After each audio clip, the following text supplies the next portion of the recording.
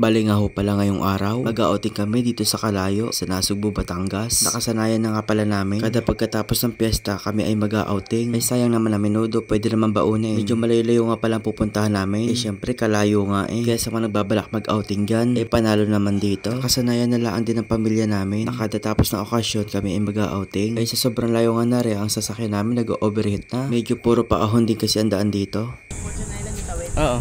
Fortune Island. At ari nga kailangan ibaba ang mga gamit dahil hindi kaya. Bali nga pala pupuntahan namin na isla. Ang tawagin ay Island Bar. Tapos yun nga pala guys, may ecological pito. Para nasa 25 per head yata yun. Kaya sa mga napaplano dyan, pwede kayo mag-check sa Facebook page. Dahil panigurado ngayong summer maraming booking. Kaya magpa-reserve na kayo. Bali nga pala, isa rin to sa pinakamagandang beach dito sa Nasugbu. Kaya kung ako sa inyo, pumunta na kayo din Dumaan nga muna pala kami ng Alphamart para mamili ng pagkain. At dahil nga pupunta kami ng isla, kailangan magbaon. Mga snacks lang yung binili namin dahil di naman kami magtatagal sa isla. Bali nga ho pala, ari ang aming tinigilan. Maraming magagandang cottage din sa Kalayo, kaya nila mamili. Kahit noon pa man, dito na kami napunta dahil kamag-anak namin ang may-ari dito. Kaya alam nyo na, i-PM nyo na lang kung gusto nyo magpa-reserve. Pagkadating ko nga pala ng Dalampasigan ay pagkarami naman na ng tao. At ari nga, bit-bit ko yung mga katrabaho ko dati sa Cavite. At ayun na nga, dumating na yung bangka na pinareserve namin. Pinareserve. So ayun nga, syempre, papupunta kayo ng isla, kailangan nakabangka kayo. Marami naman din yung nag-o-offer ng bangka. Tapos yung price niya mga nasa 2.5 lang.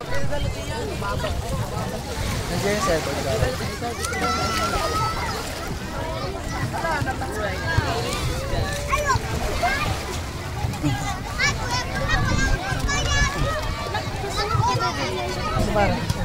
At ari nga, nakasakay na kami sa bangka. Bali yung 2.5 na yon ay back and forth na yun guys. 10 packs lang talaga siya. Bali nga pala sa Island Bar nga yung pupuntahan namin. At hanggang isang oras lang pwede tumambay doon. Dati may pinupuntahan kaming isla sa Pulo. Kaso di na daw siya pwede kasi binili na. O diba sana all nakakabili ng isla. Parang mga nasa 30 minutes nga pala yung biyahe namin papuntang isla. Kasi mga madadaanan nyo, may mga bangka din nakatigil. Dito na kami ngayon guys. Mababaw lang. Wait lang. Yung mga pagkain, dala muna. Isang linaw. Ano ba? Alis ba to, te? Te? Hindi kaya alis?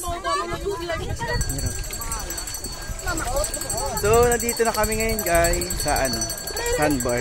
Linaw! Grabe! Guys, ang ganda dito kung mapupuntahan nyo to guys.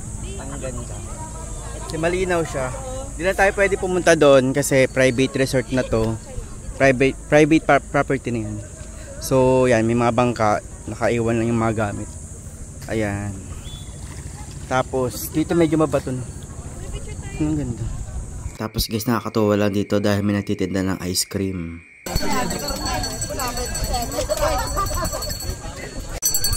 May nagbebenta po ng ano? Ha? Sobrang linaw talaga ng tubig guys. Yung tipo pwede ka na malunod. Tapos ang dami ding isda. Kaya kung pupunta kayo dito sa isla, sulitin nyo na dahil 1 hour lang talaga kayo pwede magstay dito. Sobrang worth it naman kapag pumunta kayo dito. At ari nga, syempre hindi pwede mawala ang alak. Bali ari nga, tapos na yung 1 hour namin. At kami ay babalik na. Kung kaya naman pauwi na kami, tsaka naman nagkarami ang tao.